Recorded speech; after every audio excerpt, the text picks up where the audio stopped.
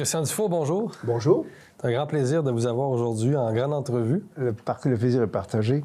Bon, pour ceux qui ne vous connaîtraient pas encore, je rappelle que vous êtes politologue, vous avez été longtemps professeur à l'ENAP, commentateur très connu dans les médias québécois, autant Radio-Canada que le Journal de Montréal, etc., que vous opposez un peu dans le livre pour réconcilier d'ailleurs.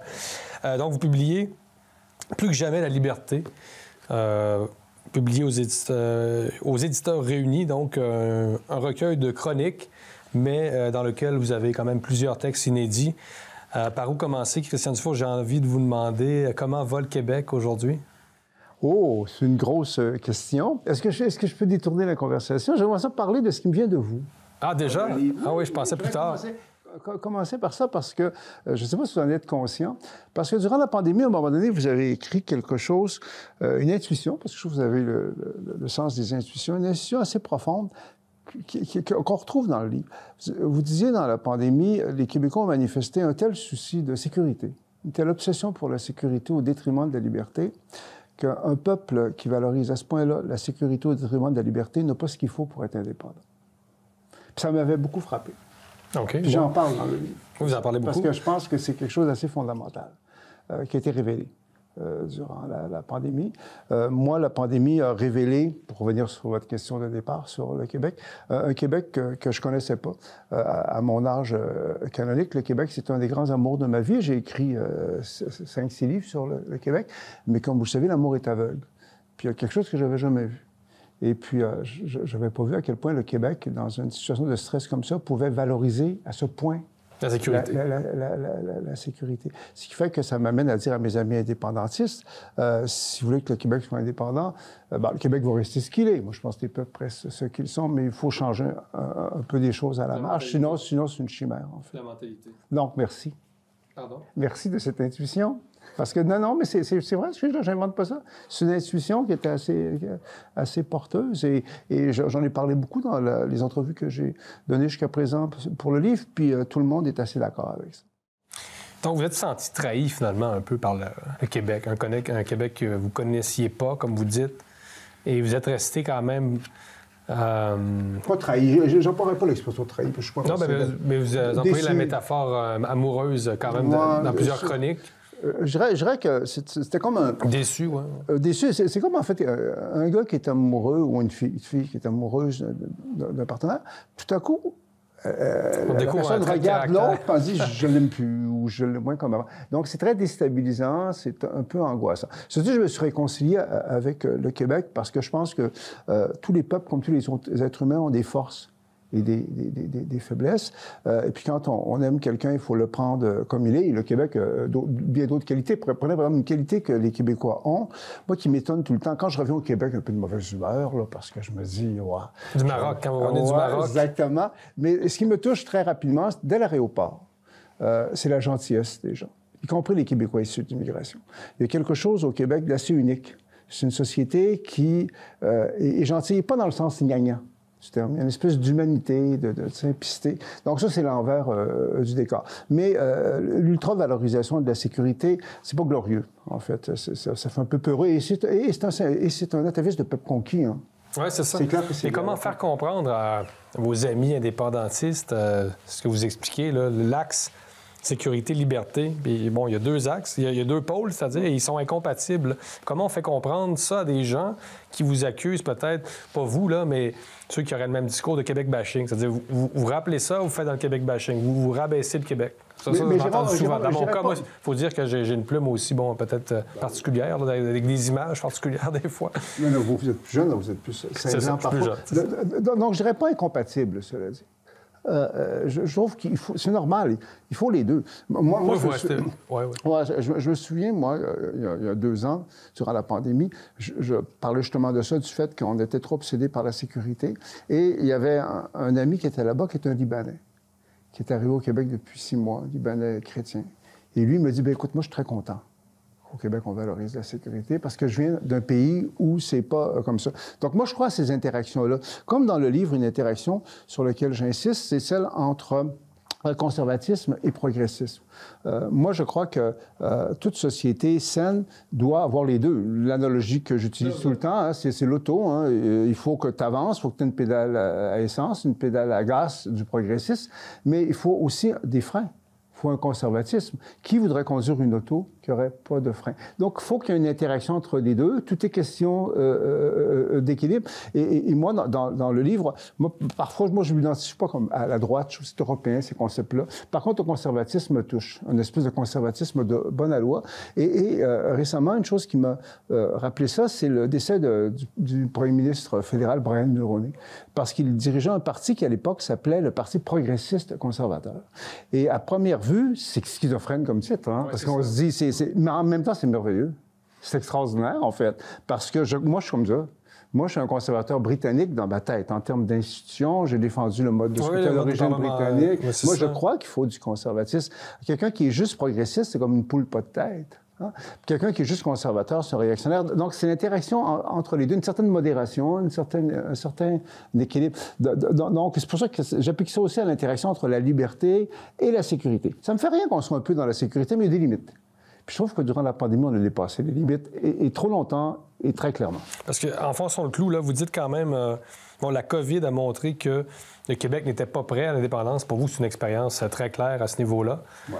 Donc, avec cette... mais est-ce qu'on va être capable d'en tenir compte? Est-ce qu'on va être capable de faire cet examen de conscience où on est finalement des marginaux, des quelques nationalistes marginaux qui ont fait ce constat-là et qui, finalement, n'ont pas nécessairement de représentativité dans l'espace public? Moi, je suis ma contribution, ce livre-là. Faut dire que je pense que oui. Je pense qu'il y a de plus en plus de gens qui sont conscients de ça. Je sais que mon complice et collègue Louis Sormani, qui est un vieil ami d'enfance, qui m'a aidé dans la rédaction du livre, c'est un ancien haut fonctionnaire qui est un indépendantiste, tout ça, puis n'était pas d'accord avec certaines choses. Et en lisant dans la version finale du livre, c'est drôle, parce que quand on travaille sur un manuscrit, on n'a pas de recul. Donc, mais il dit, je l'ai lu ton livre comme si je n'avais pas travaillé dans le livre. Puis il dit, je dois dire qu'il est parti sur pourquoi le Québec a échoué, tu m'as convaincu.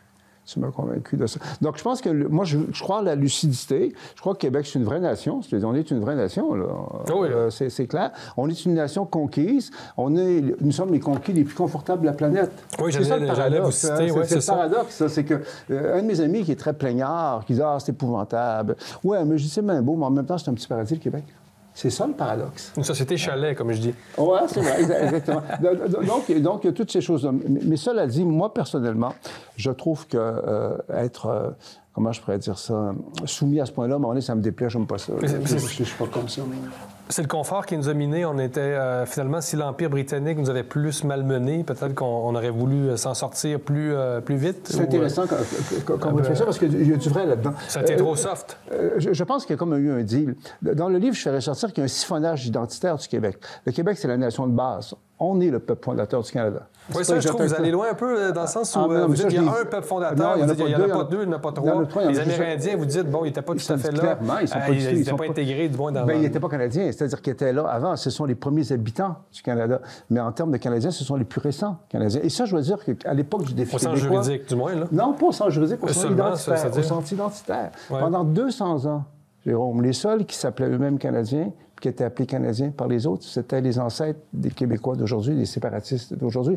Les Autochtones, les Indiens, ont été exclus jusqu'à récemment de la communauté nationale canadienne. Ce sont les plus récents. À cause de la forme de colonisation des Britanniques? Des Britanniques, puis il y a eu un régime d'apartheid. Et ça, je dois dire qu'à l'époque où j'ai publié le défi québécois, en 1989, à l'époque, j'avais plus de contacts dans le monde anglophone, et j'ai dit ça au Canada anglais dans un tas de public, et personne n'a osé me contredire, parce que c'est vrai.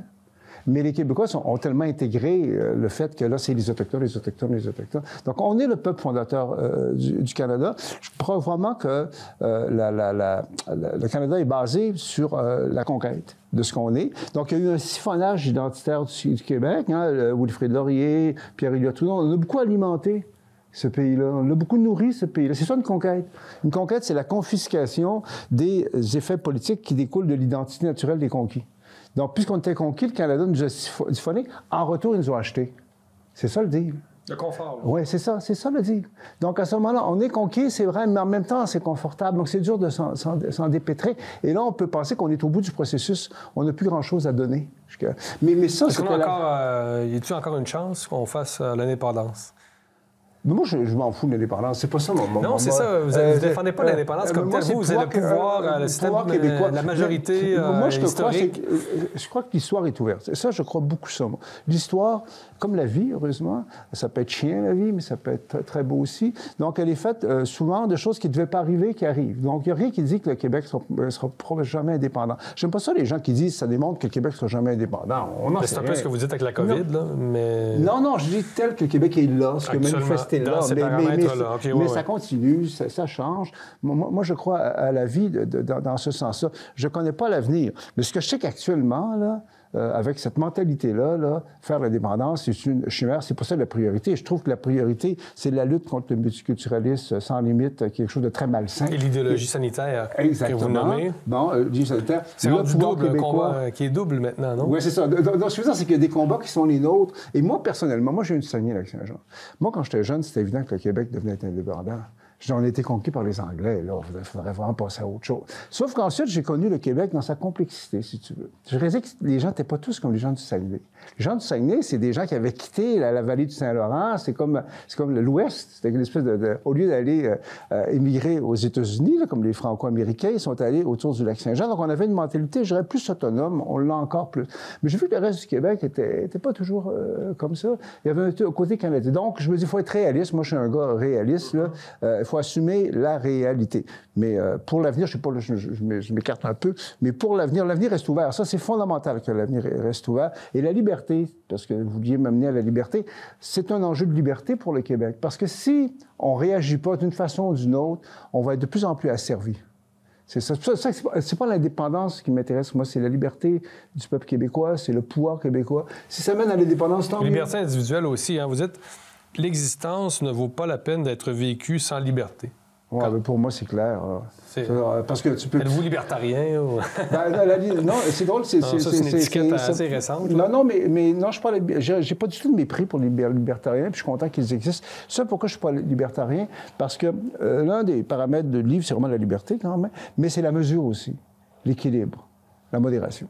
Puis je trouve que les libertariens, souvent, ne sont pas là-dedans. Mais c'est qui les libertariens? Au Québec, là? Ça devient comme... je ne veux pas commencer à... On m'a décrit comme un libertarien, moi, dans un livre récemment. Ça m'a surpris un peu, là.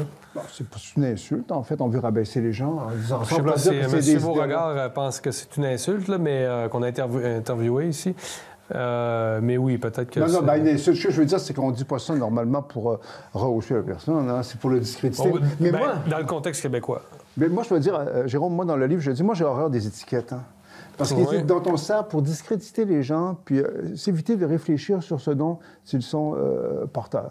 Donc, les libertariens, ceux qu'on étiquette libertariens, bon, on a l'impression que c'est des gens pour qui la liberté, c'est la seule valeur. Ou il y a pas de liberté. Surtout des espèces d'esprits américanisés qui veulent aller au Walmart, puis aller au Costco, là, en gros. C'est ça. Mais par contre, dans le livre, moi, je défends beaucoup, en fait, les gens qui, durant la pandémie, parce que la pandémie au Québec, moi, mon diagnostic est très simple. Dans un premier temps, c'était très normal qu'il y ait un ralliement autour du premier ministre Legault, là, ça allait de soi. Sauf que ça a duré trop longtemps, beaucoup trop longtemps, puis ça a été excessif. Et puis, à un moment donné, toute critique, en fait, des mesures sanitaires était associée au complotisme. Puis plus que ça, il y avait beaucoup de mépris. Là, vous n'êtes pas complotiste, Christian Dufault? Peut-être, je sais pas. Non, bon, mais c'est comme des hérétiques, en fait. Moi, je comparais ça aux hérétiques. Mais en fait, oui, vous dites que, bon, la pandémie a réactivé certains réflexes de l'Église catholique. On avait à l'époque l'Église catholique. Ça c'est une de vos thèses, là? Plus que ça, c'est que je trouve que le Québec n'a pas commencé en 1960. Le Québec, c'est une vieille nation. Et la pandémie a réveillé un vieux Québec canadien-français d'avant 1960 qu'on pensait enterré. Qui était encore là. Et à mon avis, c'est pour ça que l'indépendance n'a pas marché. Parce que le Québec, les élites issues de la Révolution tranquille, une trop grande partie des élites politiques et intellectuelles, ont fait comme si le Québec avait commencé en 1960, puis avant, c'était des colons. C'était des réactionnaires. Oui. On a craché sur ça. Et ils sont déconnectés du peuple québécois qui était resté plus canadien, qui voulait bien le voir. Et c'est pour ça que ça n'a pas marché, à mon avis. Parce que c'était une velléité, l'indépendance. C'était un trip plus intellectuel. Ce que les Québécois réels là, voulaient, là, c'était pas ça. C'était changer la relation avec le reste du Canada. Puis l'indépendance, non seulement ça n'a pas réglé le problème qu'on avait avec le reste du Canada, mais ça l'a empiré. C'est pire que jamais, la relation qu'on a. C'est très pourri, la relation qu'on a avec le reste du Canada. C'est malsain, parce que le reste du Canada, puis Trudeau l'incarne, Justin Trudeau, le fils de l'autre, il est prêt à reconnaître toutes les différences identitaires de la galaxie, sauf la seule qui compte. la fondamentale, la nation de base. Le premier peuple, comme vous dites. Le peuple fondateur. Non, mais ça, je l'assume, c'est le peuple fondateur. Pendant 200 ans, Jérôme, c'est beaucoup 200 ans. Tu sais, à l'époque, il y avait les Indiens à qui ne serait jamais venu l'idée de s'appeler Canadiens. Puis quand les Britanniques sont arrivés, ils ne se sentaient pas Canadiens. Ils se sentaient British. À l'époque de Wilfrid Laurier, Wilfrid Laurier disait « Faites comme les Canadiens ». Wilfrid Laurier leur disait « Faites comme les Canadiens, sentez-vous Canadiens un peu ». Il y a une tragédie là-dedans. On s'est fait voler notre pays. Le Canada, c'était notre pays. Un traumatisme enfoui un peu comme... je dirais comme au Mexique, là, à ce point-là? Je dirais qu'une conquête... c'est une conquête encore là. La conquête est un peu soft par rapport à celle, par exemple, compliqué. du Mexique. En même temps, une querelle entre des Français et des Anglais au nord de l'Amérique, c'était assez sophistiqué. Mais j'y reviens, c'est pas un peu ça je reviens au confort, c'est-à-dire une conquête qui est relativement insignifiante dans l'histoire des Amériques, soyons clairs. Là, entre la conquête du Mexique et la bataille des plaines d'Abraham, c'est comme... c'est très juste ce que vous dites là. C'est pas ça que fait ça. L'absence de violence dans l'histoire politique du Québec... il n'y en a pas. Il n'y en a pas eu beaucoup. C'est drôle parce que je ne prône pas la violence, mais... Non, c'est vrai. Ce qu'on a fait aux Aztèques, aux Incas, je suis d'accord avec ça. Quelque part, c'est d'un autre niveau. Mais si la conquête avait vraiment été très, très, très rough, c'est là qu'on serait révolté puis ça serait devenu autre chose. Mais la conquête a été aussi une fécondation. C'est ce que je dis dans le livre. C'est ça qui fait que c'est compliqué. Moi-même, je suis un conservateur britannique dans ma tête. Ben oui. Non, mais il y a une fécondation. Il n'y a pas quelque chose qui est juste négatif. Donc, c'est toi que c'est difficile à gérer parce que, ou tu dis, moi, l'anglais, je veux rien savoir de ça, puis tu t'affaiblis quelque part à un moment donné. Parce que c'est une partie de toi, ou tu embrasses l'anglais puis tu embrasses ton conquérant. C'est une conquête douce, une conquête pareille. Puis une conquête, c'est pas comme une défaite. Une défaite, tu peux t'en remettre. Une conquête, c'est structurant. Et le vrai défi du Québec, moi, c'est ce que j'écrivais dans le Défi québécois en 1989, puis je pense que je ne me suis pas trompé, c'était pas de devenir indépendant, c'était de changer la relation avec le reste du Canada pour que ça soit moins basé sur la conquête. On a été dans une chimère indépendantiste. À un moment donné, le peuple nous a pas suivis assez, et à ce moment-là, on a empiré la situation. Puis là, actuellement, le reste du Canada est implacable à notre égard. Oui, mais vous dites, c'est ça, le Canada veut la peau du Québec. Oui, sans le dire. Ouais. Et on le voit, Justin Trudeau, dans ce sens-là, c'est l'héritier du père. Est-ce que le Canada profite de la faiblesse du Québec amplifiée durant la pandémie pour, inconsciemment, là? Je dirais que c'est structurel. Non, durant la pandémie, le Québec a vraiment montré que c'est une nation. Il y a eu des réflexes nationaux très, très, très forts. Il y a le bon côté, juste le positif. Le Québec a montré aussi qu'il n'a pas commencé en 1960. Le vieux Québec canadien-français est encore là. C'est une force. Ça. Mais c'est-à-dire, s'il y a un moment pour nous aplatir, c'est bien la période actuelle. Ouais, mais en même temps, moi, je crois à la force inertie. Vous disiez tantôt en coulisses que, vous sentez que les choses ne sont pas revenues à la normale. Il y a une sorte de malaise un peu ambiant. Les liens sociaux sont plus que c'est plus que c'était. Oui, mais Jérôme, c'est partout dans le monde occidental. À ce niveau-là, je ne suis pas certain, moi. Moi, je trouve que ça va mal un peu partout. En Occident ou dans le monde? Dans le monde. Puis c'est intéressant à analyser, on en parlait. C'est très intéressant intellectuellement à analyser. Moi, je suis un gars positif, mais pessimiste, et mon pessimisme est conforté beaucoup. Je reste positif dans mes analyses. Et je crois aussi, parce que je suis un conservateur à certains égards, à la force d'inertie des peuples, au silence. Le Québec, issu de la Révolution tranquille, est chaos. Mais le Québec, c'est pas juste le Québec de 1960, c'est plus profond. C'est quoi le Québec de la Révolution tranquille? C'est le modèle québécois? Le Québec progressiste, le modèle québécois, ça tourne à vite. L'État, là. L'État omniprésent. Ça tourne à vite, de plus en plus. Dès qu'il y a un problème, c'est l'État. Dès qu'il y a un problème, c'est l'État. Je trouve qu'on a besoin désespérément d'un conservatisme de bonne aloi, en fait. De revenir à des... Puis je pense qu'il est là, potentiellement, implicitement. Mais il fait pas beaucoup de bruit. La force d'inertie, c'est ce qui fait que la pierre reste là où elle est. La pierre ne fait pas de bruit, hein, mais c'est une force fondamentale. Et moi, je reviens à mon thème de base. Pour qu'une société fonctionne bien, il faut qu'il y ait une interaction entre le progressiste et le conservatisme. J'ai rien contre le progressiste. Moi, une de mes fiertés, c'est que j'ai été l'un des deux producteurs et animateurs de la première émission de radio gay dans le monde francophone. Donc, c'était pas réactionnaire totalement. Mais je crois aussi qu'il faut que tu aies aussi un certain conservatisme. Mais avant 1960, c'est pas vrai que c'était une gang de colons. Puis moi, ça me choque beaucoup de voir comme le reniement du Canada français, c'est honteux. Pour qui le Québec de la Révolution tranquille s'est-il pris pour renier tout ce qu'il y avait avant? C'est intéressant. Qu'est-ce qu'on fait dans ce contexte-là pour tenter de redynamiser peut-être le Québec? La lucidité. Moi, ce que je valorise, c'est la lucidité. Parce que là, on comprend que ça ne passera pas par l'État. Parce que, l'État, on a vu ce que ça a donné durant la pandémie, tout ça. C'est un sommet de... je veux dire, ça tourne à vide, là. Ben c'est ça, c'est que le tout à l'État, je pense, a montré ses limites. Il y a des vieux réflexes. Moi, ce qui me rend optimiste, je suis pessimiste, là, mais qu'on n'est pas tout seul, là, quand même. Là. Dans le monde, là, toutes les sociétés ont leurs défis. Nous, on a le nôtre, plus de lucidité. Puis on est au bout d'un cycle. Je pense qu'on ne peut pas continuer à faire ce qu'on fait là. Ça va marcher de moins en moins. Donc, qu'est-ce qu'on fait? Des solutions? Non, j'ai pas la solution. Au-delà de prendre conscience, déjà, c'est déjà... Moi, ce que je dis, c'est que moi, ce que je dis dans le bas, d'être la lutte contre le multiculturalisme délirant à Ottawa, ça, c'est malsain. Ça nous détruit. Puis on a une opinion publique, on a des gens qui interviennent, on a des gouvernements. Le pouvoir québécois, focaliser sur le pouvoir québécois, sur le pouvoir, pas sur les chimères, les beaux discours, sur le pouvoir, l'aptitude à faire des choses ou pas. La claire prédominance du français sans exclusion de l'anglais. D'être implacable là-dessus. Avec l'État, encore une fois, avec la police linguistique. Non, mais les individus aussi, le monde... Oui, mais c'est ça. Non, mais c'est pas juste l'État, c'est sur le plan identitaire aussi, parce que le problème, c'est que les Québécois, à un moment donné, ils peuvent avoir des réflexes de conquis, des atavistes de soumis. Non, parce que récemment, la polémique là, sur les chandails de hockey là, anglophones, unilingues, bon, on réclame une commission d'enquête. On n'est pas un peu quand même dans le ridicule, c'est-à-dire... le problème qu'on a, c'est que... C'est-à-dire on se prend pas en main sur le plan individuel. Il y a de ça. Et là, on fait appel à une police linguistique pour gérer des équipes de pee-wee. C'est un stade parodique, là. T'as raison, vous avez raison. Moi, mais par contre, moi, ce que je crois, j'en parlais dans le défi québécois, c'est que quand un peuple est conquis, c'est honteux. On a honte de ça, d'être conquis. Donc, on va avoir tendance à compenser par un souci très fort de l'image. On est très, très sensible à notre image, pour compenser la honte. Et je trouve que le Québec est beaucoup dans l'image. Le Québec moderne est beaucoup dans l'image. Il y a un certain Québec qui se veut progressiste. On veut être ouvert, le plus ouvert possible, le plus tolérant, le plus merveilleux, le plus modèle, le plus tout ça. Bon, ça, je pense, c'est de sortir de ça un peu. Tu sais, le regard des anglophones sur moi, parfois, j'en ai rien à cirer. Là, je veux dire, c'est leur problème sur nous. Donc, je trouve qu'il y a beaucoup de choses à faire, mais c'est pas des choses spectaculaires. C'est pas le grand soir de l'indépendance. Puis j'ai rien contre l'indépendance, je tiens à le dire. Là.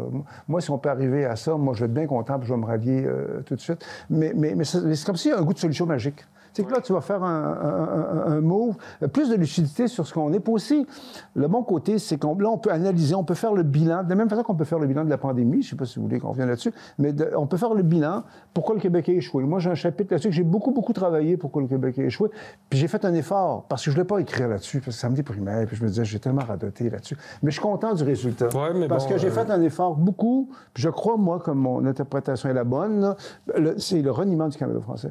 Ça a été fondamental, ça. Puis c'est très français, ça. On est comme les Français de France ont fait ça aussi. Hein. Beaucoup de Français... L'ancien régime, c'est comme si Louis XIV, ça n'existait pas. Ça n'existait pas. Hein, vraiment, il y a juste la République. C'est le propre, on dirait, des sociétés françaises d'avoir des révolutions qui sont plus ou moins tranquilles.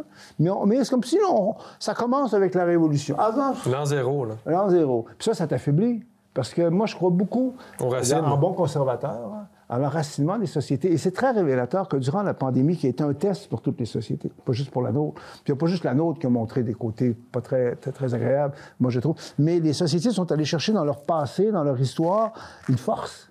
Puis au Québec, les conférences de presse quotidiennes de M. Legault avec le vicaire Arruda, c'est difficile de ne pas penser au Canada français catholique, la messe le dimanche. Moi, j'ai connu ça, je me souviens. On a un documentaire à Libromédia qui fait un peu ce parallèle-là. Post-mortem, allez le voir. Duplessis, les gens se sont bien comparés. Legault à Duplessis.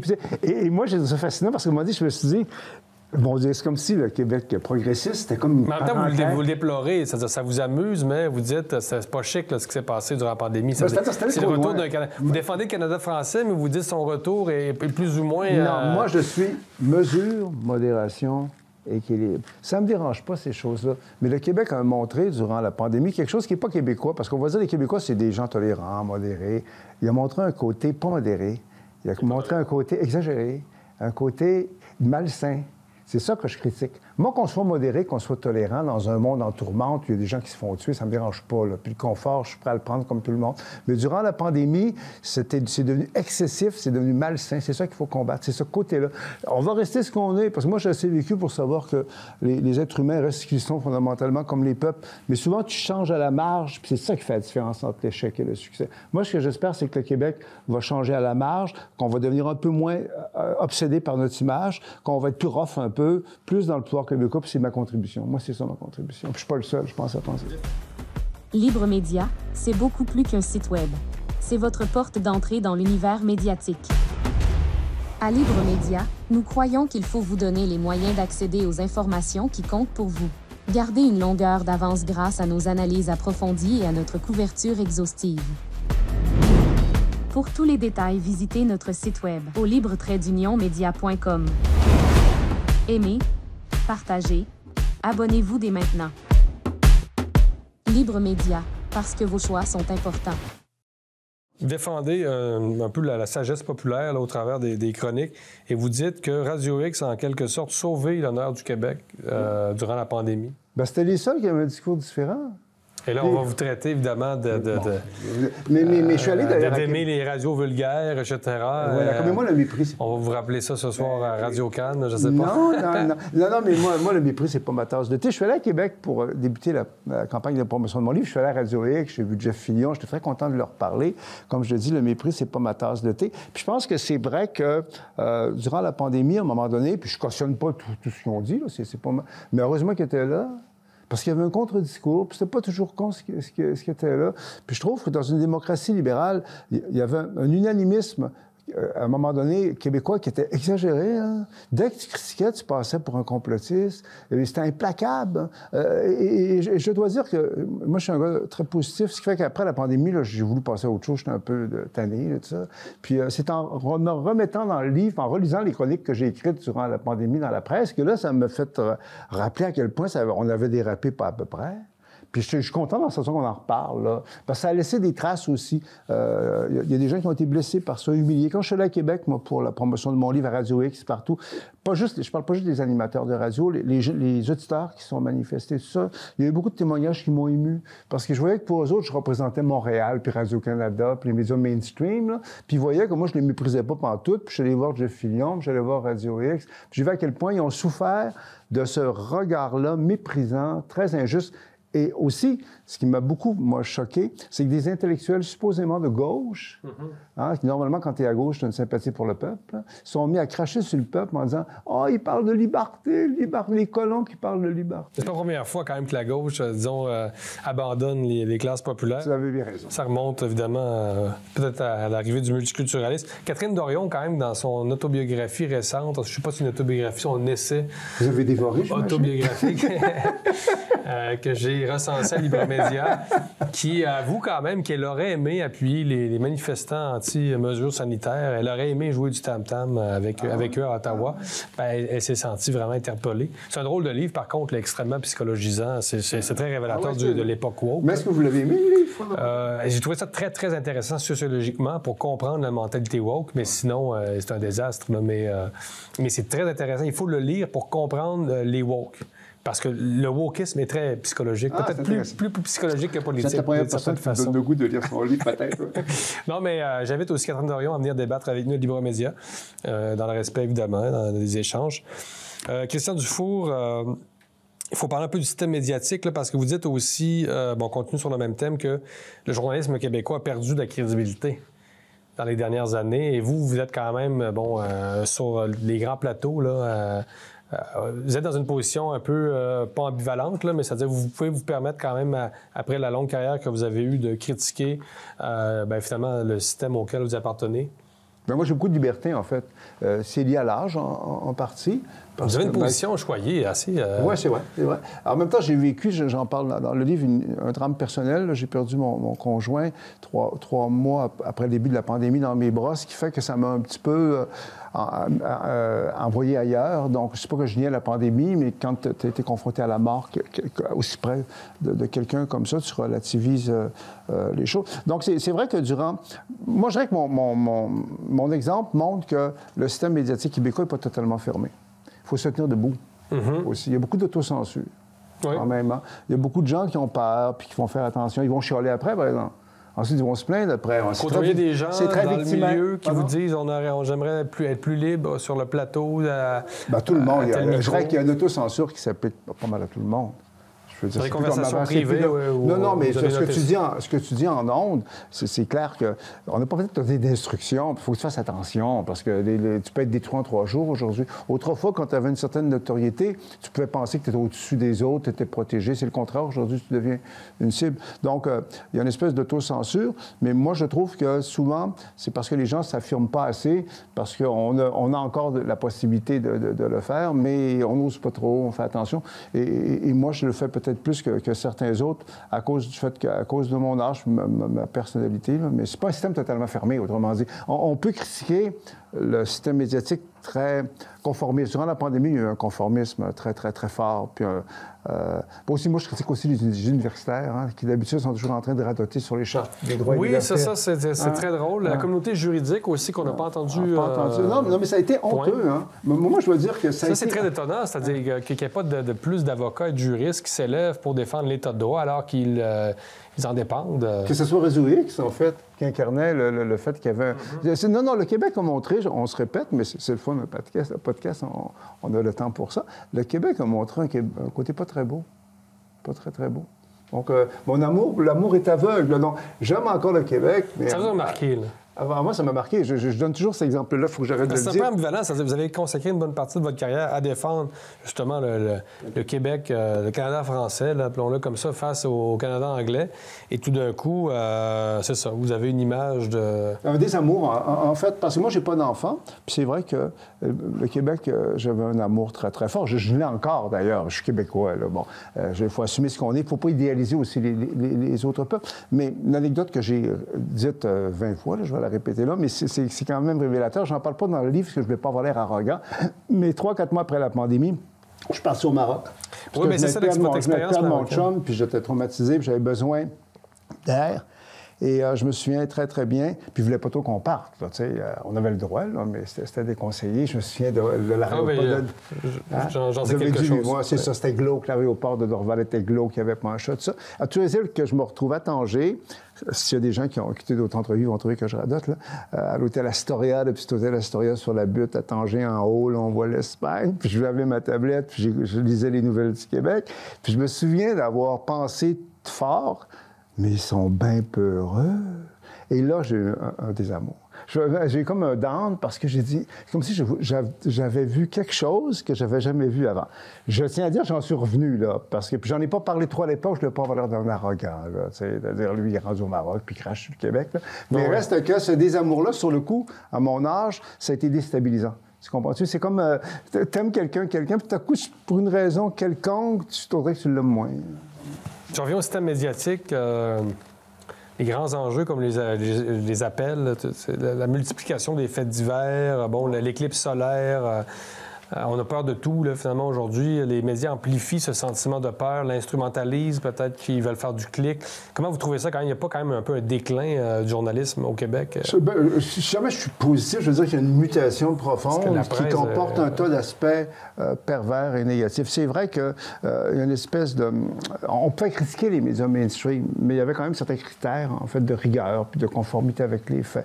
Là, évidemment, avec l'éclatement de tout, l'émiettement de tout, il peut y avoir un tas de fausses informations, de fake news, de faits divers qui sont montés en épingle. Donc, tout est mêlé. C'est une période qui, je me répète, qui est intéressante à analyser, mais qui n'est pas très, très noble, qui est pas, pour quelqu'un comme moi, là, qui est un conservateur britannique de bonne loi, c'est sûr qu'à un moment donné, tu as envie de dire...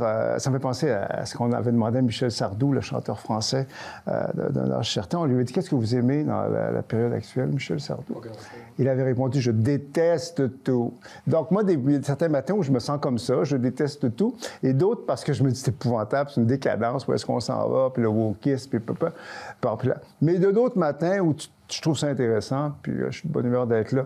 Je pense qu'on n'a pas d'autre choix. Quand tu es dans c'est une période de transition, moi, je crois. Je pense que c'est une mutation de l'humanité. C'est comme ça que c'est vraiment une mutation de l'humanité qui dépasse beaucoup le Québec, qui est très liée à la révolution numérique. On n'a pas parlé de ça pour la liberté, mais la plus grosse menace à la liberté... quand même, c'est ça, plusieurs périls internationaux, dont la révolution numérique qui menace la liberté. Donc, la société de surveillance, vous êtes très préoccupé par ça. C'est vrai, parce que je trouve que la liberté, c'est pour ça d'ailleurs que je trouvais ça un peu bête, le mépris des intellectuels de gauche pour les gens du peuple qui parlent de liberté, parce que tu as la montée des régimes autoritaires, tu as l'idéologie sanitaire, qui est très, très forte. C'est rendu que boire un verre de vin, c'est dangereux, il ne faut pas le faire.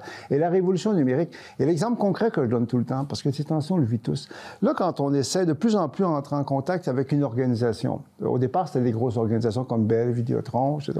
Mais de plus en plus, c'est que là, avant que tu puisses parler à un être humain, si tu es chanceux, hein, tu es très content. Là, il faut que tu passes par où le système va décider que tu passerais. Il faut que tu pèses sur le bon bouton, que tu fasses le bon code, que tu aies le bon mot de passe. Si tu as oublié ton mot de passe, t'es baisé. Et de plus en plus, les gens... Et c'est très anxiogène, ça, parce que les gens sont face à la machine. C'est que tous ces systèmes-là qu'on a créés, qui ont été créés pour nous, les êtres humains, on dirait que de plus en plus, on est au service de ces êtres humains-là. Donc, moi, je trouve que la révolution numérique est très, très liberticide parce qu'on est coincé. Et des fois, des gens vont me dire, parce que c'est censé, je discute beaucoup de mon livre, « Ah, Christian, j'exagère. » Mais quand je leur donne ces exemples-là, tout le monde a raison.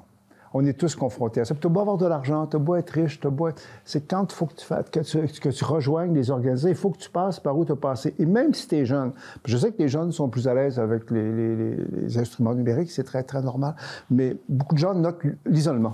Il y a une espèce d'isolement. Chacun est dans sa boîte, dans sa case. Donc, moi, je peux être très positif et très pessimiste. Quand tu regardes tout ça, quand tu regardes ces tendances-là, lourdes-là, c'est inquiétant. Mais en même temps, c'est nos défis. Et moi, je suis un batailleur et je me dis, c'est à l'être humain à se battre contre ça. Ça vous dit qu'on est de plus en plus soumis à ces systèmes tout-puissants et bureaucratiques, étatiques, numériques, capitalistes, militaires et quoi encore? Donc, vous les appelez les monstres froids. Ah ben oui, c'est des monstres froids. C'est des organisations rationnelles, en principe. À plusieurs niveaux, là, vous nommez plusieurs niveaux, même militaires. Ah non, on ne peut pas moyenner. Quand tu tombes sur un être humain, tu es content, puis tu peux discuter avec l'être humain. Puis des fois, sans demander un passe-droit, là, mais quand c'est la machine, c'est implacable. Hein? Est-ce que tu te conformes aux normes ou pas? Est-ce que ça, je trouve ça épeurant.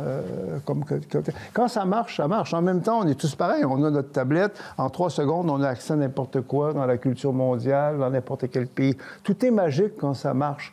Mais quand ça marche pas, il y a des gros problèmes. Un autre élément beaucoup plus pragmatique, on dirait que tout devient plus compliqué. Tout. Je veux pas...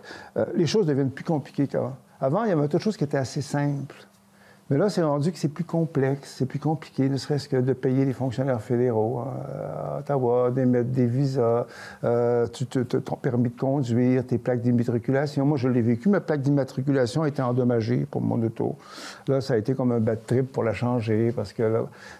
Donc, c'est une mutation de l'humanité, il faut s'adapter à ça, mais il ne faut pas être naïf non plus, je trouve. La Chine aussi vous inquiète? Oui, bien, la Chine, remarque, ce qui m'encourage maintenant, c'est qu'on avait l'impression, à un moment donné, puis ça évolue tellement vite, l'actualité internationale, que quand j'écrivais le livre, j'étais inquiet beaucoup au chef de la Chine, puis que je me disais, ils ont prouvé qu'on pouvait être dans le développement économique tout azimut, sans avoir de liberté, sans avoir de démocratie, puis aussi en espionnant les citoyens de façon épouvantable. Ils peuvent, en fait, en utilisant les instruments numériques, ça peut être liberticide de façon effrayante, angoissante. Shanghai, hein, la façon dont... Shanghai, c'est une ville qui est historiquement rebelle. C'est une mégalopole, je pense, de 15-20 millions d'habitants, puis on l'a mis en quarantaine pendant plusieurs semaines. Mais le bon côté, la bonne évolution, c'est qu'il y a un prêt à payer pour le Mao moderne qui est Xi Jinping, qui a mis fin à la liberté. C'est Deng Xiaoping qui avait ouvert le système chinois, hein, puis qui avait permis la liberté, puis qui avait permis la naissance d'entrepreneurs, puis qui avait permis un dynamisme chinois. Alors là, depuis quelques mois, ceux qui suivent ça un peu voient que la Chine est en train de payer un prix de plus en plus élevé pour le fait qu'il n'y a plus de liberté, parce que les gens dynamiques en Chine ont tendance à s'en aller ailleurs. Donc, il y a comme une sanction à la perte de liberté. Et dans le livre... Autant je parlais beaucoup de la Chine, dans la dernière version, là j'ai monté un peu l'Inde. Parce qu'il y a le symbole du fait que là, c'est désormais le pays le plus peuplé au monde. Bon, vous allez me dire, c'est juste un symbole, mais c'est un symbole puissant. Et puis, l'Inde s'affirme beaucoup comme démocratie plus ou moins fonctionnelle. Le nationalisme hindou. Qui est inquiétant à l'égard des musulmans. C'est inquiétant partout, Jérôme. Je ne sais pas si c'est inquiétant, le nationalisme hindou. Ah oui, moi, je trouve qu'à l'égard des musulmans, ils sont rough, là, puis ils ont la tentation. Un autre pays qui monte, c'est l'Arabie saoudite. C'est très intéressant. C'est-à-dire...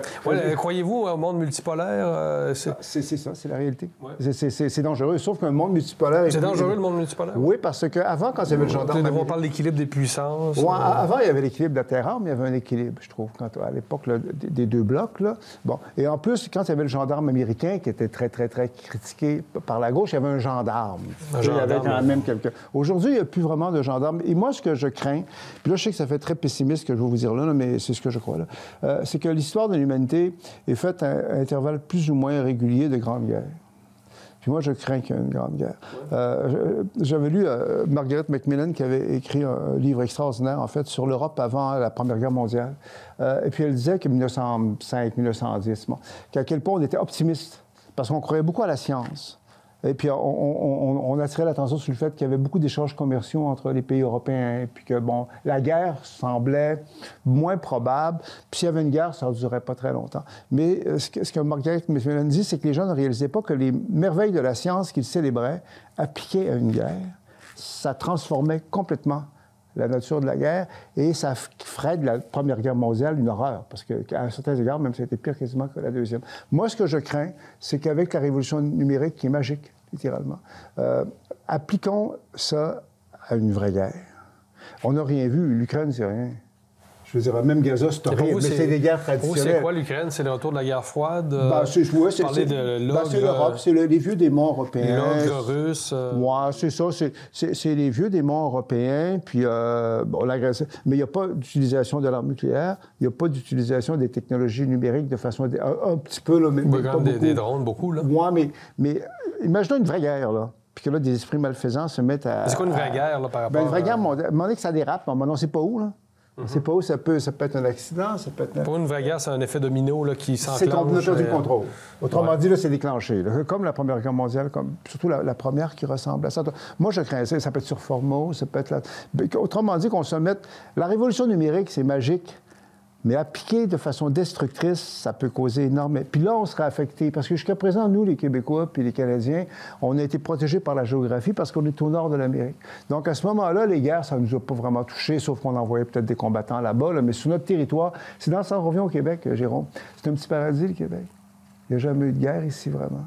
Il y a une angoisse identitaire, on a peur de disparaître, mais en même temps, il y a un confort. Mais si mon hypothèse pessimiste, puis j'espère que je me trompe, là, parce que je me trompe sûrement, là. Mais est vrai, là, on ne sera pas épargné. Parce qu'il suffirait qu'on paralyse les systèmes informatiques, là, ici, là, pendant 2 semaines. Qu'on ne peut plus payer. Qu'on peut plus qu'on est dépendant, finalement, très, très dépendant de la machine. Mettons, il y a quelqu'un, là, d'esprit, puis il y a des génies malfaisants qui réussissent à paralyser ça pendant 2 semaines, juste 2 semaines. Que tu ne peux plus rien faire. Terrorisme, éco-terrorisme, peut-être. Bon, en tout cas, je ne veux pas être Mais l'écologisme, justement, vous parlez, vous craignez le crédit social, la société de surveillance en Chine.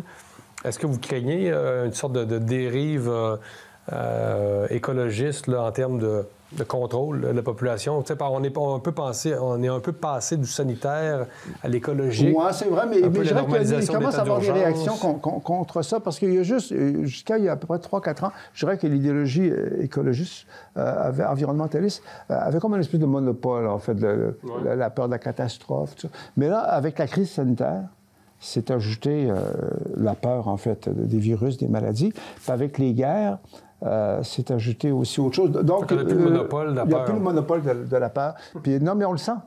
On le sent. Puis aussi, moi, je comprends très bien les préoccupations pour l'environnement, mais à un moment donné, c'est comme une religion. C'est-à-dire qu'à un moment donné, ça n'a pas de limite. Et il me semble que ça n'a plus le monopole que ça avait avant. Comme Greta Thunberg a fait une dépression là, quand il y a eu la crise de la COVID, parce qu'elle a perdu sa catastrophe. Pas vrai, là, c'est vraiment... C'est une blague, évidemment. mais non, parce qu'on je veux dire, c'est qu'avant, on pouvait dire, là, la catastrophe arrive, il faut agir, il faut que... Mais là, le problème, c'est que la COVID... C'est arrivé comme ça. Une guerre, ça arrive comme ça. Alors que les périls écologiques, ça n'arrive pas comme ça. C'est plus lent. Donc, c'est pas les périls qui manquent, mais c'est mouvant. Moi, je prétends, je le rappelle dans le livre, les gens de ma génération, parce que moi, je suis une vieille personne, quand on était jeune, il y avait l'Europe de l'Ouest qui s'en tirait, puis l'Amérique du Nord. Le reste du monde nous faisait bien pitié. On ne croyait pas qu'ils s'en sortiraient. C'était comme ça. Tu comprends-tu? Puis j'ai l'Europe de l'Ouest parce qu'il y avait l'Europe communiste. Aujourd'hui, on se retrouve quand même 75 ans après. Il y a un tas de pays qui ont accédé à la modernité. Il y a eu un tas de progrès quelque part. Mais moi, si jamais je déconne un peu avec vous parce que je me sens à l'aise, mais si je veux être comme plus très rigoureux, c'est que je trouve que c'est comme le monde qui est en train de se restructurer. Puis j'ai peur que ça passe par une guerre. Parce qu'historiquement, c'est souvent passé par des grosses guerres, puis ensuite, ça se replace. C'est ça ma crainte. Parce que là, il n'y a personne qui le contrôle. Il n'y a plus personne qui contrôle le système. Donc, il suffit d'une bavure de... Tu sais, l'arme nucléaire est là, l'arme nucléaire. Bien, Poutine dit souvent, en tout cas quelques fois, que c'était un recours possible s'il était menacé dans sa zone naturelle, sur c'est un gros tabou, parce que s'il fallait qu'il y ait l'utilisation de l'arme nucléaire, même à des fins tactiques, ça changerait tout. Parce que le tabou serait brisé. Croyez-vous, Poutine, dans ces menaces-là? Bien, jusqu'à présent, je pense que Poutine, c'est pas un fou furieux. C'est un tueur, là. C'est un type implacable, c'est un tsar, comme tel. Mais il faut le prendre pour ce qu'il est. C'est pas Hitler, c'est pas un fou furieux. Il y a une certaine rationalité là, dans son exagération. Donc, je pense qu'il brandit l'arme nucléaire. Je pense pas qu'il veuille l'utiliser, mais je crois que souvent, les guerres sont déclenchées. Personne ne les voulait, au fond. Tu sais, il y a un petit incident qui arrive, puis qu'il y a un engrenage. C'est ça qui est inquiétant. La Première Guerre mondiale, c'est ça qui est arrivé. L'attentat de Sarajevo, c'était pas grand-chose en soi. Puis là, personne ne la voulait, la guerre. Personne ne la voulait. Personne ne veut une grosse guerre. Mais quand tu vois à quel point... aussi, ce qui me frappe, c'est que de la même façon que les individus dans nos sociétés sont devenus tellement vulnérables, sensibles, pour des blessés. Est-ce qu'on est prêt à faire la guerre, justement, Christian Dufault? Ben non, ça serait pas... Écoute, avec tous les débats sur les transgenres... On est micro-agressés. Si vous avez vu, au Canada, on a un programme de 4 millions pour le déminage trans en Ukraine.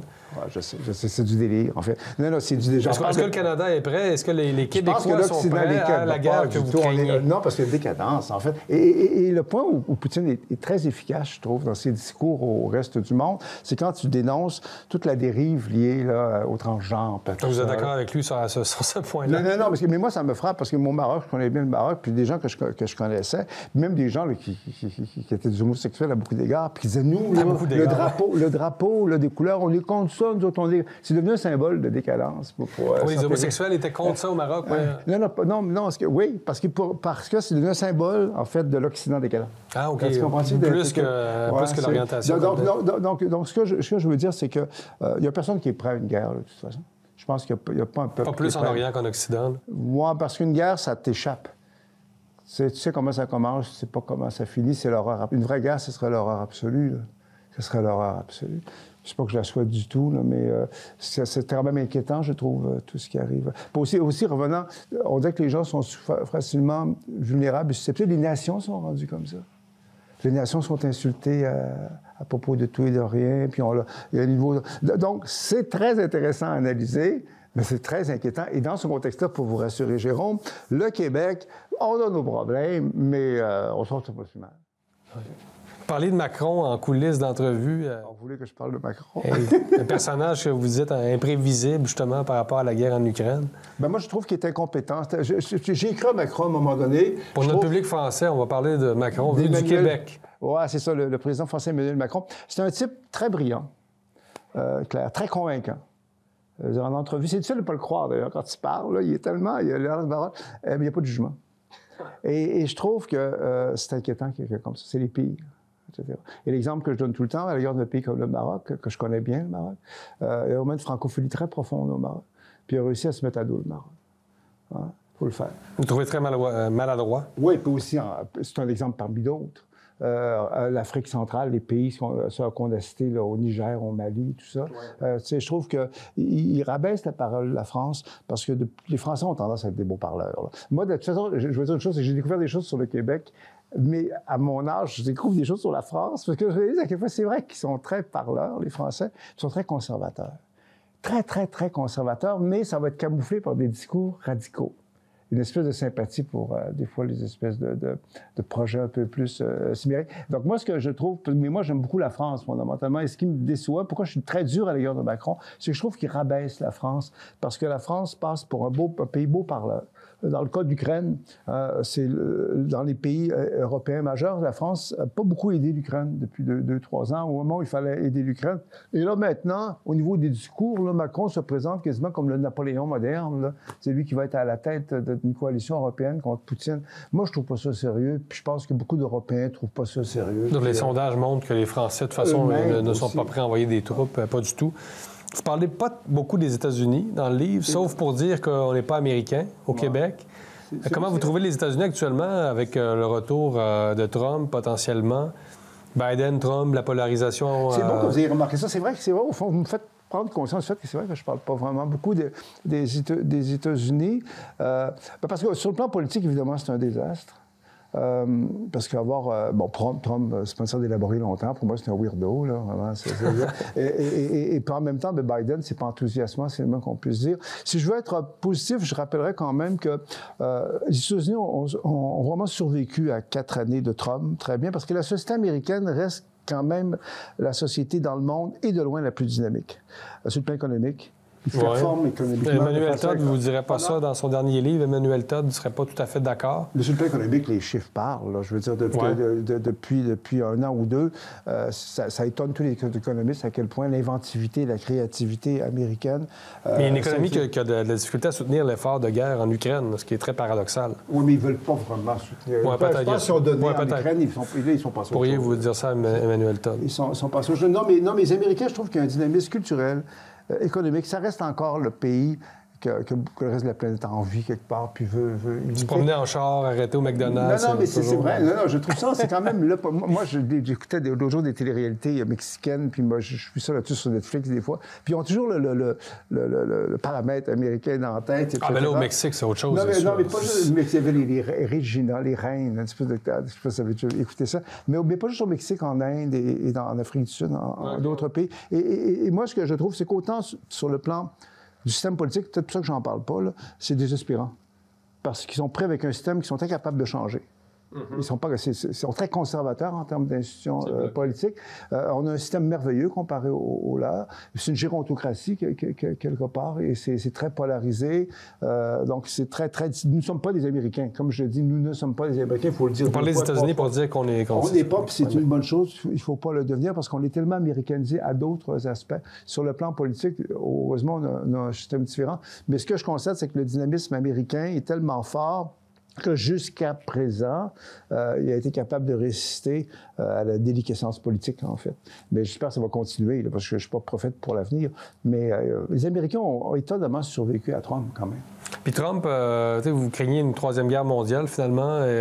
Ce ne serait pas un facteur de stabilisation, très paradoxalement, dans le système international. On sait qu'il est craint par ses ennemis. Il est prévisible un peu aussi. Ça, c'est quand même quelque chose qui est soulevé par plusieurs observateurs, là. Oui, c'est ça. Alors que les démocrates sont beaucoup plus belliqueux, finalement, que les républicains qui sont revenus plus à des tendances isolationnistes qui étaient caractéristiques des États-Unis avant la Deuxième Guerre mondiale. La première. Je comprends ce que vous voulez dire. Moi, si y a vraiment une Troisième Guerre mondiale, moi, je crains plus une bavure, une erreur. Je ne crois pas que ça va être lié à Trump en tant que tel ou à un leader en tant que tel. Je pense que personne ne veut. C'est peut-être même, ça dépasse peut-être même les acteurs, les individus. Oui, c'est carrément. C'est une question de système. C'est ce que dit Emmanuel Todd aussi, je peux revenir. Non, c'est vrai. Et je pense que dans la mesure où on vit, c'est clair, une mutation de l'humanité, parce que la révolution technologique, c'est vraiment... Personne ne contrôle ça. Puis, donc, à ce moment-là, on peut essayer de gérer ça un petit peu. Donc, on est un peu impuissant. Il faut être modeste par rapport à ces choses-là. Et la guerre que je crains, ce que j'espère, c'est qu'elle n'arrivera pas, ou si elle arrive, elle va être moins importante que je le pense. Mais je ne pense pas qu'il y a personne qui va vouloir la guerre. C'est comme il va arriver, il peut arriver ça quelque chose. Ça s'impose à nous, de certaine façon. Ça s'impose à nous, on ne sait pas trop pourquoi on est rendu là-dedans, puis on prenez juste Gaza, en fait, c'est à quoi on vit actuellement, Gaza. Bon, là, on peut l'analyser, d'où c'est parti, mais là, tu vois, là, que c'est... Vous parlez un peu d'Israël. Comment vous trouvez ça, peut-être en terminant Gaza et moi, dans la guerre entre la Hamas et Israël? Je ne disais pas un mot des Palestiniens. Moi, j'ai une section sur le monde en tourmente. Et puis, je trouvais que les Palestiniens, ça n'intéressait plus personne. Puis, j'avais une chronique sur Israël qui s'appelle Israël emmuraillé, que je n'avais même pas retenue pour le livre. C'est dire à quel point c'était plus dans l'agenda mondial. Moi, ce que je trouve, pour parler québécois, c'est complètement fucké. Je trouve qu'il n'y en a pas de solution actuellement. C'est pour ça, d'ailleurs, que je ne veux pas que ça devienne trop un problème québécois et canadien. Ça me fait peur, ça. On n'est pas responsable. C'est pas nous qui avons créé ce problème-là. Notre marge de manœuvre par rapport à la solution est très limitée. Donc, je ne veux pas que ça devienne un problème québécois. Puis c'est dangereux parce qu'il y a des Québécois et des Canadiens d'origine étrangère qui viennent de là, qui ont tendance à importer ça. Et ce que je crains, c'est clair que Netanyahou Vive la proportionnelle. Comme vous le savez, Jérôme, j'ai mené un combat contre la proportionnelle au Québec. Je sais bien qu'en Israël, on est allé plus loin, mais quand même, Netanyahou, le côté très extrémiste de Netanyahou, c'est quand même lié à la proportionnelle. Donc, ça a enlevé à Israël son espèce d'avantage moral, je trouve, ce qui faisait que c'est un pays modéré. Mais en même temps, ça réveille la plus ancienne haine de l'humanité, l'antisémitisme. Et ça m'inquiète beaucoup. Parce que là, les opinions publiques ont changé, pas juste dans les pays arabes, même dans les pays occidentaux. Ces temps-ci, on voit vraiment une espèce d'agressivité qui monte de plus en plus contre Israël, que je peux comprendre d'ailleurs. Israël était trop loin dans sa riposte. C'est évident. Mais moi, je me garde une réserve certaine pour commenter ça, parce que j'ai pas de solution, puis je trouve que c'est foqué. Puis c'est un vieux pays. Et aussi, il y a beaucoup d'hypocrisie dans les pays arabes là-dessus. Là. Moi, je dis à mes amis marocains, là, vous en occupiez pas des Palestiniens. Là, ben non. C'est ça, vraiment. Il y a une espèce de deux poids, deux mesures aussi. Quand c'est des Arabes qui s'entretuent, là, on s'en préoccupe pas trop, là, que ce soit au Yémen ou Bon. Donc, mais le Québécois, c'est foqué. Tu sais, quand on dit c'est foqué, en voulant dire c'est quoi la solution? Là? Mais vous trouvez qu'à l'interne, ça montre les limites du multiculturalisme parce que finalement, on écope des conflits un peu des autres, entre guillemets. Je suis content que vous souleviez ça, parce que le multiculturalisme sans limite, là, encore là, il n'y a pas de modération. On a vu des manifestations, rappelez-vous, le pro-palestinienne, avec des drapeaux rappelant des organisations terroristes dans les rues c'est parce que c'est évident, de grandes villes. Parce que l'idéologie multiculturelle dominante ne reconnaît pas qu'il y a une société d'accueil au Canada. Donc, autrement dit, tout le monde est placé sur le même pied, puis qu'on n'invite pas les gens à faire un effort pour s'intégrer. Les gens qui viennent d'ailleurs. On leur dit pas, faites un effort. Donc, ça explique qu'à un moment donné, un ministre fédéral en exercice a parlé de nos frères talibans, parce qu'ils étaient d'origine allemande. C'était nos frères talibans. Cette expression arabe... Non, mais c'est vraiment très, très révélateur. Les Sikhs, les militants Sikhs, en fait, qui font la promotion, en fait, d'un État sikh indépendant en Inde, font la promotion de la partition de l'Inde. Je m'excuse, il y a un manque de... Il y a beaucoup de lobbying. Ben oui, puis contrôle en partie le processus politique dans certains comtés. Donc, il y a un prix à payer à ne pas envoyer de message d'intégration. Je comprends, moi, qu'on est d'origine d'ailleurs, puis qu'on soit fier d'être d'ailleurs, mais il y a des limites. Alors là, on n'a pas... Et les exemples sont multiples, les Chinois partout... On pourrait même dire que le multiculturalisme dicte la politique étrangère du Canada à certains égards. Tu as parfaitement raison, c'est juste. Donc, c'est pour ça que le Canada est très discrédité, entre autres sur le plan international. La voix du Canada ne porte plus comme elle portait avant. Et je crois que c'est quelque chose que je voudrais qu'on sonne de mon livre, c'est qu'il faut qu'il y ait des limites, il faut qu'il y ait une modération. Et dans le multiculturalisme, il n'y a pas de limite. Donc ça ne marche pas, là. Faut que à un moment donné, wow, là, vous êtes Canadien, là. Si vous êtes Canadien, vous ne faites pas la promotion du séparatisme en Inde. Parce que non seulement ça va détruire, ça va nuire à nos relations avec l'Inde, mais il y a un manque de loyauté avec le Canada. Et ça s'applique à toutes les communautés. Donc, on court après les problèmes là-dessus. Puis dans le cas du dossier de Gaza puis d'Israël, là, c'est que moi, ce que je crains, puis on le voit que c'est déjà importé, tu as des Juifs ici au Canada, c'est pas eux qui sont responsables des problèmes de Gaza. Mais là, de plus en plus, moi, je ne m'en pas ça être Juif au Canada actuellement. Parce qu'il y a une insécurité, hein, parce qu'il y a une agressivité. Dans le Canada comme en France? En France, encore pire en France. Parce que nous, on n'a pas eu... Nous, on peut vraiment dire, encore comme moi, je l'ai dit au panel de Patrice Roy, puis il y a des gens qui disent non, on a une responsabilité, nous, les Canadiens, parce qu'on a encouragé le colonialisme. Nous, on n'a jamais eu d'empire colonial. Gaza puis Israël, c'est quand même loin de nous. C'est vrai que les Québécois là, qui nous écoutent ne sont pas responsables de Gaza. Mais pour certaines personnes, non, on ne peut pas s'en désintéresser. Et ça, c'est l'envers... et qu'il y a des choses... C'est intéressant, votre discussion. C'est l'envers du village global. Tu sais, la société d'information tout azimut, autrefois, ce genre de conflit-là, ça aurait été un entrefilet dans un journal. Ça aurait été une petite nouvelle dans le téléjournal, pas tous les jours, une journée... Là, maintenant, c'est dans le salon des gens, tous les jours à la télévision. Ça devient ici, c'est comme si ça devient notre problème. Donc, le village global, moi, je trouve qu'il ne faut pas que ça devienne l'enfer global. C'est pour ça que moi, je tiens à le dire, même si on veut être égoïste. Oui, je veux être égoïste. Là. Moi, c'est pas mon conflit, Gaza. Je peux avoir une opinion, je peux essayer... Le gouvernement peut avoir une intervention un petit peu, mais on ne le réglera pas, puis je ne veux pas que ça devienne notre conflit, parce que c'est dangereux. C'est un conflit qui concerne deux monothéismes aussi. Là. C'est un conflit un peu religieux aussi. Oui, religieux. Puis écoute, c'est un conflit... Puis moi, c'est fascinant, parce que je voyais... On sort de la période de Pâques, là, puis je voyais le film Les 10 Commandements là, qui repassait à la télévision. Tu sais, là, le peuple juif, c'est vieux, hein? Comme dynamique, c'est très, très ancien. Puis on peut même penser que ceux qui avaient un problème avec les Juifs, c'était pas les Arabes, hein? c'était les chrétiens, c'était les Européens. Le vieil antisémitisme le plus dur, c'était européen. Et les Arabes avaient des relations beaucoup plus civilisées. Ça a été construit et aussi en raison des liens des frères musulmans avec les nazis. Hein, vous le savez, il y a un livre là-dessus là, de Mathias Kunzel que j'ai interviewé à Libre Média.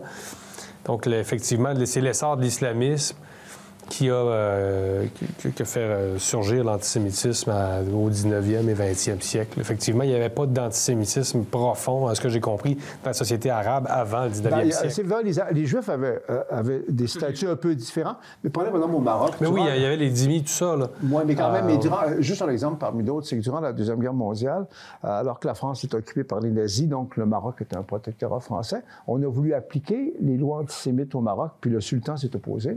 Il a dit non, les Juifs sont des citoyens marocains. Il a protégé les Juifs marocains.